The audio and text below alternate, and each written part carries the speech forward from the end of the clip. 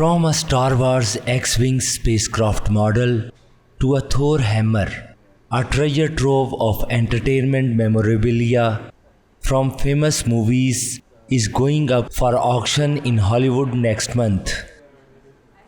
The number one thing for me in the auction is behind me. It is the X-Wing fighter model, and that is an original custom-made X-Wing model from the very first Star Wars A New Hope that was shot in late 1976 and early 1977 at Industrial Light and Magic, where they did all the visual effects for Star Wars right here in Los Angeles. More than 1,800 are being offered at the June 21 to 24, which the Propstore estimates will raise between $7 million to $10 million. The auction in total has over 1,800 lots. So there's a huge amount of scope there. There's over 600 different film and television titles that are represented. And as I say, beyond the core props and costumes, which is really what we're known for, the authentic props and costumes, we do have multiple other categories of items in the auction, like collectible toys, comic books, comic artwork, film production materials, meaning things like concept artwork, storyboards, crew jackets, a huge amount of collectibles, really anything that falls into the entertainment memorabilia space, even some music pieces, you will see them in this auction. Leading the lots is the rear leader X-Wing model from Star Wars A New Hope, which has a price estimate of $500,000 to $1 million. Other items for sale include an animatronic gizmo from Gremlins 2, the new batch, with a price tag of $80,000 to $120,000, Thor's hammer from the original Thor movie, with an estimate of $100,000 to $150,000, and a 6-foot model of a jet used in the original Top Gun, which could fetch $30,000 to $50,000.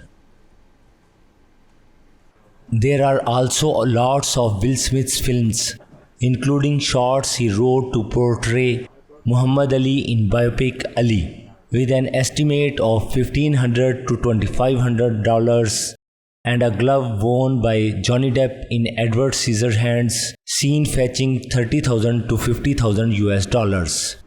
So at the moment, we are hearing a lot of people talk about Will Smith. We are hearing a lot of people talk about Johnny Depp. I do think that will bring out special attention, in part just because it causes people to go and revisit their work and revisit those titles. And so if people are, watching Johnny Depp in the media, they may go away and watch Johnny Depp's films like Edward Scissorhands. They'll see the piece that we have, which is a wonderful example of one of his costume hands from the film, actually a special effects version. It's a great piece, and it'll be that much more topical and relevant. They'll be more engaged with it, and therefore we may see the price level push on something like that. Costumes obviously a huge part of films and television. So some great ones in this auction include things like Dan Aykroyd's costume from Ghostbusters 2.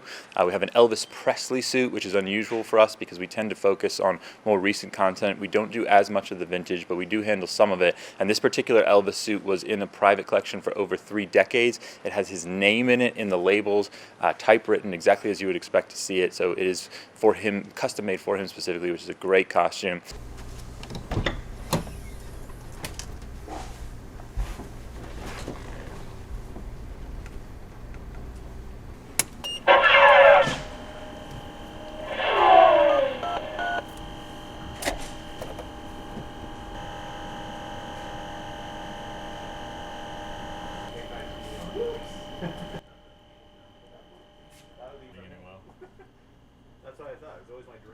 I have a lot of great content from Back to the Future. We have one of Michael J. Fox's hoverboards, the Marty hoverboard. We also have the Biff or Griff hoverboard from Back to the Future 2, where they go to the future. This is the Pitbull hoverboard, which is the black one that comes out of the case that he rides on. And we actually have a DeLorean time machine as well. The DeLorean is not used in the film. It's a promotional and marketing time machine that is built as an exact replica of the car from the films and used for various officially sanctioned Universal Studios promotional events. Other auction items include Elvis Presley's suit from It Happened at the World Fair, with an estimated price of $20,000 to $30,000 US. Samuel Jackson's wallet from Pulp Fiction from $30,000 to $50,000, and Uma Thurman's sword from Kill Bill Volume 1, which could fetch $20,000 to $30,000. ultimately, we don't know what these things are going to sell for until auction day. That's part of the fun of it, both as the sellers and the buyers. I'm sure there's things in there that are going to sell for more than we expect them to. There may be things on the day that we look back and say they were bargains. That's part of what the auction process is, and part of what the fun is for the participants.